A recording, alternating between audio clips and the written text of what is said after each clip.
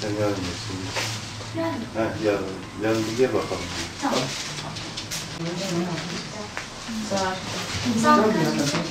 Mardin Umut Kervanı'nın sahadaki çalışmaları sürüyor. Bu minvalde Eylül ayında gerçekleştirdiğimiz faaliyetleri kamuoyuyla sizinle paylaşmak istiyoruz. Allah'ın izniyle güzel çalışmalara hayırseverlerin katkılarıyla imza attık.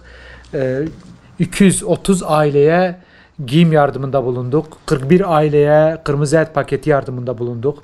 30 aileye ev eşyası yardımında bulunduk.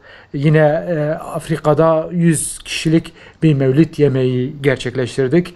Yine hamdolsun güzel çalışmalardan sayılan suya muhtaç kurak bölgelerde, suya muhtaç coğrafyalarda hayırseverlerimizin katkısıyla 4 adet su kuyusu açtık.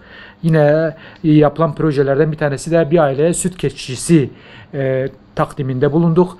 Toplamda 706 kişi veya aileye 61.920 TL değerinde ayni ve nakdi yardımda bulunduk.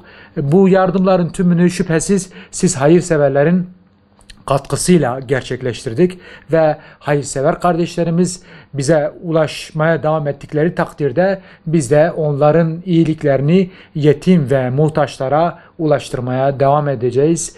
Hayırseverlerimizin desteğiyle iyilik köprüsü olmaya devam edeceğiz. Rabbim yapmış olduğunuz katkılardan ve yapacağınız katkılardan dolayı razı olsun sizden inşallah.